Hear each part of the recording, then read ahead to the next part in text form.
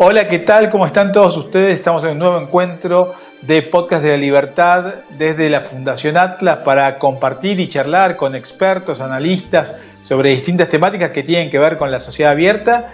Y hoy vamos a charlar con Walter Justiniano, un analista que desde Bolivia nos va a hablar sobre qué es lo que está pasando en aquel país y tenemos que alegrarnos, es el fin de Evo Morales, llega la libertad o hay un enfoque más realista respecto de la temática. Así que vamos a hablar con Walter. Walter, ¿cómo estás? Muchas gracias por la posibilidad de charlar con vos. Querido Martín, como siempre, un placer estar en contacto con vos. Un gusto estar en tu canal. Bueno, muchísimas gracias. Y te preguntamos, bueno, estamos todos azorados, sorprendidos con los resultados electorales de tu país, de Bolivia, que me parece que no correspondían con los resultados, con las encuestas previas. Y bueno, la pregunta es si esto nos da para tener una mente optimista o no es tan así. Mira, te tengo varias novedades. La primera es que a veces hay cosas que son demasiado buenas para ser ciertas, ¿no es cierto? Entonces, ya en estos días, fíjate que estamos a unos días recién de la elección. Lo primero que quiero comentarte es que ninguna encuestadora acertó ni por cerca siquiera lo que pasó. Nadie pensaba que el candidato que ganó del Partido Demócrata Cristiano, que es hijo de un expresidente del MIR, del partido MIR en su momento, haya tenido esta votación. Pero llamativamente han empezado a aparecer señales extrañas. Por ejemplo, casualmente las votaciones en los distritos donde ganó el MAS en la anterior elección son exactamente los distritos que ganó el candidato Paz, Rodrigo Paz. Llamativamente. Una cosa que no podemos dejar de soslayar es que Bolivia sigue estando partida en dos. No sé si te acordás en algún momento hace 15 años atrás cuando hablábamos de la famosa media luna, de que habían 4 departamentos de Bolivia que querían más autonomía, más autodeterminación. Sí, obviamente estamos hablando de simplemente temas administrativos, manejar tu presupuesto, tener un pacto fiscal acorde. En Bolivia el 90% del presupuesto lo maneja el centralismo, como lo llamamos nosotros. Entonces, hay un tema de ciertas similitudes que no llaman la atención. Hasta hace 3 semanas atrás, el candidato que ganó las elecciones con 32% del voto, solo tenía 8. No se lo consideraba ni siquiera para los debates.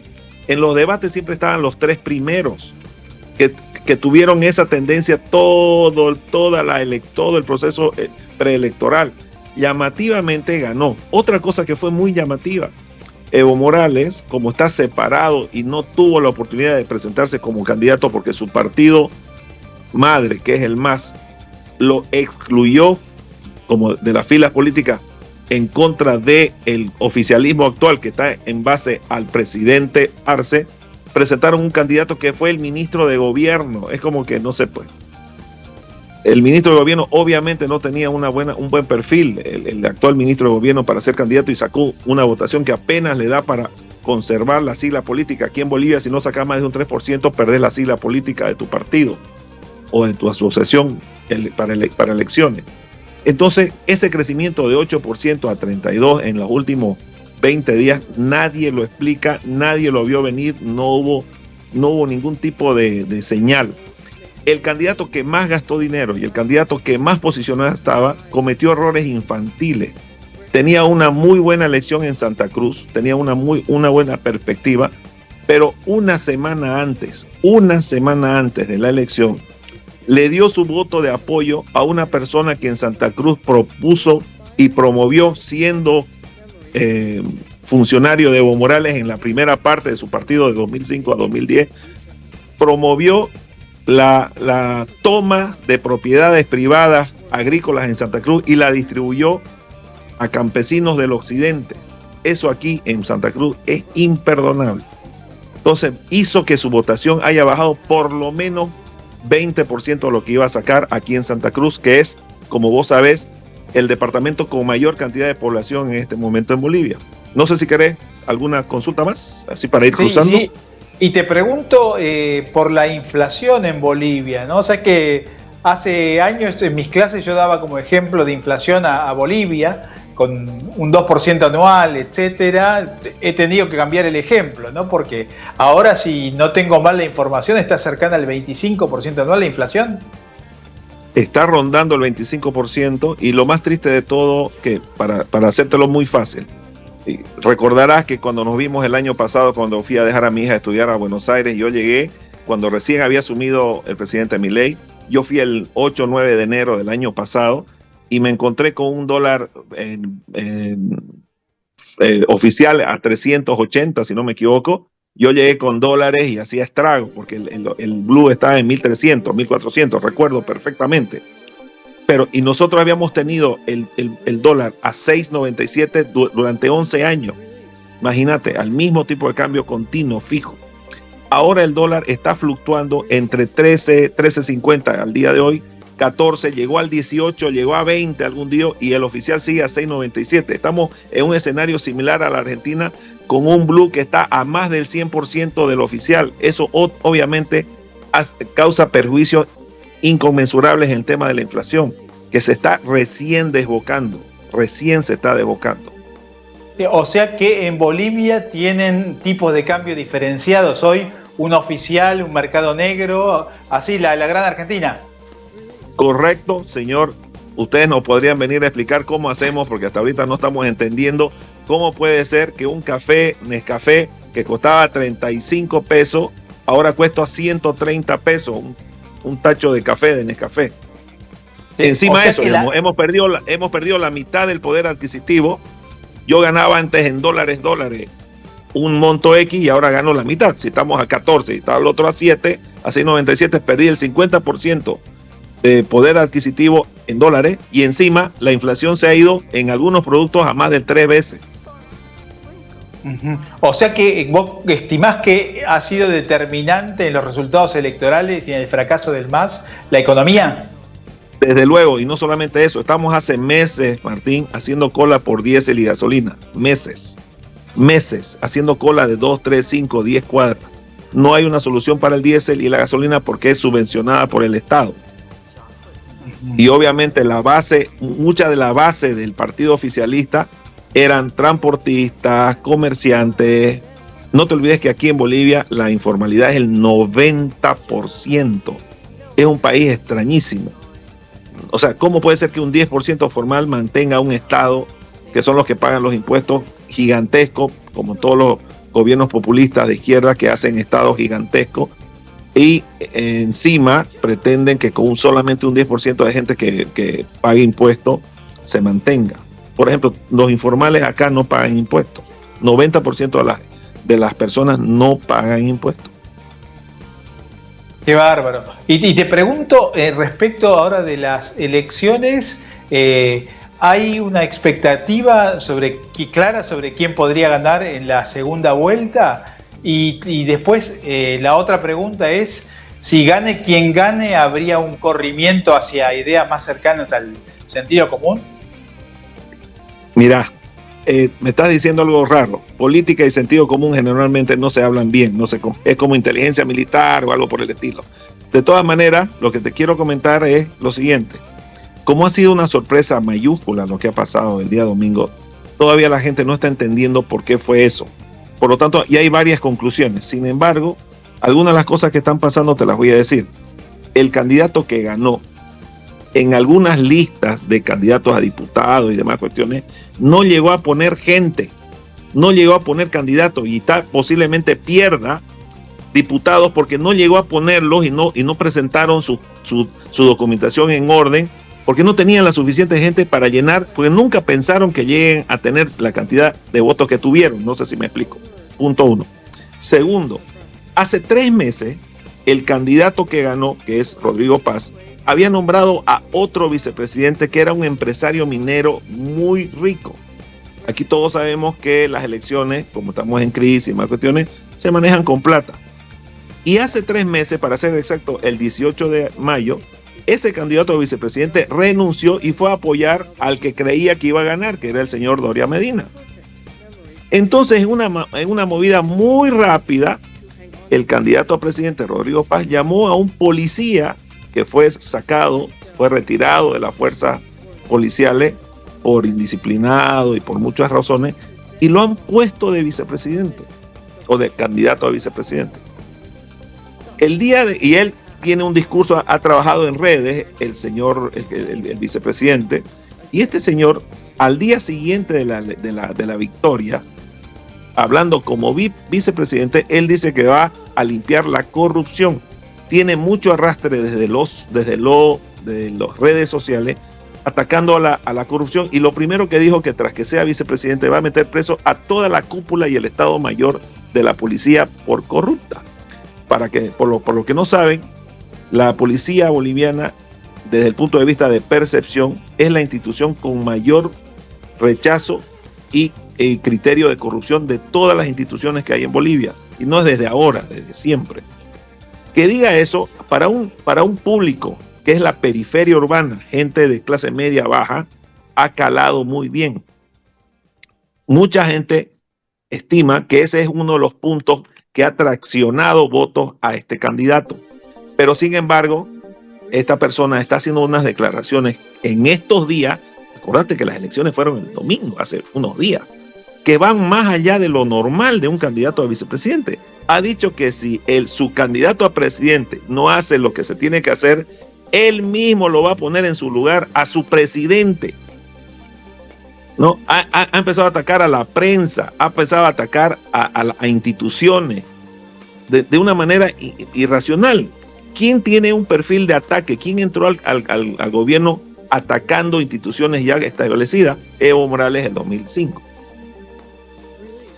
Clarísimo. O sea que la situación es de sorpresa, incertidumbre, y respecto de las ideas y visión de Santa Cruz prevaleciente, más orientada a una sociedad civilizada, en realidad no sabemos si van a ser las triunfadoras. Mira, te doy 3 escenarios que yo visualizo. ¿Ya? En las elecciones, el 32% sacó el señor Rodrigo Paz, 27% salió Tuto Quiroga, y los demás ya no cuentan. ¿Por qué? Tercero salió el señor Donald Medina. ¿Por qué? Porque por primera vez en Bolivia va a haber balotaje, primera vez, que va a ser el 19 de octubre. Estamos a nada de eso. ¿Qué escenarios yo veo? Lo primero que hay que entender es quién votó supuestamente a el señor Paz. Es muy coincidente, te puedo mandar un mapa de votación del año 2020 al 2025, prácticamente es una copia del voto del MAS, que es extrema izquierda, con el voto en los departamentos que ganó el señor Paz. En lo que sería la media luna, que sería Santa Cruz, La Paz, Santa Cruz, Beni, Pando y Tarija, ganaron otros candidatos más de derecha. El país está partido en dos, si querés verlo de esa manera. Sin embargo, los 3 escenarios son: el primer escenario, el más viable, ya el candidato Doria Medina, a la hora que se dictaron, ni siquiera los datos oficiales, sino las tendencias en la prensa, que sale a las 8 o 9 de la noche del día de la votación, ya dijo y se comprometió a darle sus votos a Rodrigo Paz. Si eso llegara a pasar, vos y yo sabemos que en temas electorales no es una transferencia automática exacta, pero de acuerdo a las posturas que han habido, que son más tirando a centro izquierda ambos candidatos, o progresistas, si querés llamarlo de otra manera, por ejemplo, defienden la justicia social, defienden el capitalismo popular. Yo primera vez en mi vida que escucho capitalismo popular, yo no sabía que existía, pero por lo menos, por lo visto, hay una palabrita nueva en el diccionario político.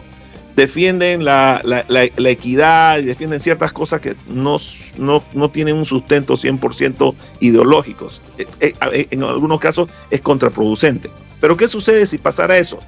Si 2/3 partes de esa votación fueran a Rodrigo Paz y solamente 1/3 parte fuera al candidato Tuto Quiroga, prácticamente sería un hecho que salga de presidente Rodrigo Paz. ¿Cuál es el segundo escenario? ¿Pero qué sucede? Rodrigo Paz tendría que mejorar su votación en Santa Cruz o en la zona oriental, pero para eso tendría que dar un discurso de cercanía al mercado, de liberar las importaciones y las exportaciones, que en la parte occidental no son muy contentos con eso, con esas ideas. Acuérdate que tenés un país dividido en dos, así como la grieta, pero aquí es geográfica. Entonces, ¿qué sucede? Los candidatos de Rodrigo Paz ya ha dicho cosas como esta. Mira, te voy a decir una de las propuestas. En Bolivia hay un sinfín de vehículos, lo que se llaman los vehículos chutos, sin documentos, traídos, muchos de ellos robados en Chile, muchos de ellos robados en Asunción y muchos de ellos robados en Brasil, muchísimo. Ya no da para controlar. Una de sus propuestas es nacionalizar. Señores, pongan una plata y le doy la placa y listo, válido la nacionalización. Otra propuesta ha sido, señores, ¿para qué van a contrabandear? ¿Qué les parece si le bajo el arancel? Y ahí vos vas a parar las orejas, vos, Martín, iba a decir, ¿por qué no bajamos los aranceles como en otros países? Bajamos los aranceles de los productos que no producimos. Bolivia no produce casi nada. Entonces, si yo te bajo el arancel y en vez de meterte por escondidas, por la frontera, con el peligro que todo lo que implica la parte ilegal, aparte de pagar poquitos impuestos, pero pagar, vos decís, no suena tan mal. Pero va a depender de la intencionalidad. O por decir que el candidato a vicepresidente de Rodrigo Paz diga, les voy a aumentar a $300 el bono a los abuelitos, por decir eso, a los jubilados. Es como que alguien de allá diga a los jubilados, no sé si te suena, que están queriendo aumentarle a los jubilados así un valor exorbitante. Oye, nadie se quejaría de que se le dé a los jubilados, por decirte algo. Pero todos sabemos que la razón no es esa. No es favorecer al desfavorecido. Es perjudicar a algo. Entonces, sí, esas situaciones que se están dando son llamativas. El escenario 2, para que gane Tuto, que podría ser viable, pero no es tan fácil. ¿Qué tiene que hacer? ¿Qué tendría que hacer el candidato Tuto? Sacar votos de la parte más centro-derecha del voto de Doria Medina, pero sobre todo bajar un poco el voto negativo que él tiene. Quizás el señor Tuto Quiroga tiene la mayor cantidad de voto negativo y vos sabés que eso es muy difícil de cambiar. De entre los 4 candidatos, los estadistas y la prensa ha dicho que quizás el señor Tuto Quiroga tiene el mayor rechazo desde el comienzo de la campaña, por muchas razones. Porque es un antiguo, porque es los de siempre, hay un speech que ataca. Y él es el que representa el mayor criterio liberal, si querés verlo así, entre los candidatos. Él sí representaría a la gente liberal de Bolivia, si querés verlo desde ese punto de vista. ¿Qué sucede? ¿Es viable? Es mucho menos viable. ¿Y cuál sería el tercer escenario? El tercer escenario, ahí entra Evo Morales. ¿Por qué? Porque en el tercer escenario hay un empate técnico entre los dos. ¿Y quién decide? Decirle a famosas periferias urbanas. ¿Cuáles son las periferias urbanas? Ustedes tienen, por ejemplo, ¿cuántas villas miserias tienen ustedes alrededor de Buenos Aires? Sí, muchísimas. Que esa gente decida. En Cochabamba hay una zona que se llama La Cancha, en Santa Cruz hay una zona que se denomina Satélite Norte, la zona este, Plan 3000, que tienen 300.000, 400.000 personas de clase media baja y que normalmente votan centro izquierda o izquierda. Y en La Paz todo el alto es periferia urbana. Si esa gente sigue un mandato y en vez de votar nulo, que llamativamente, querido Martín, de 3-4%, que es lo histórico, este año saltó al 19% porque Evo Morales propuso o dijo que voten en nulo a su gente, estás hablando de que podría haber salido segundo o tercero. No sé si me explico lo que quiero decir. Si ese voto se migra, el nulo se migra a alguno de los dos, puede hacer que cambie la balanza. Esos 3 escenarios te planteo. Acá no quiero abrir otro tema, pero el tema de la indiferencia electoral y la abstención acá ha sido muy relevante en las elecciones como un tema sociológico novedoso, ¿no? que determina el resultado también, ¿no? Así que es muy interesante todo lo que comentaste. Bueno, y te agradecemos muchísimo por esta posibilidad de charlar y bueno, cómo en tan poco tiempo cambian las circunstancias de los países. Venimos hablando cada 6 meses, un año, año y medio, y uno pasa a estar bien y el otro pasa a estar mal, y viceversa. Así que bueno, América Latina. Mil gracias, Walter. Querido Martín, como siempre, un gusto, a las órdenes para cuando gustes. Un abrazo muy grande a toda tu audiencia. Que estés muy bien. Un fuerte abrazo, gracias. Adiós.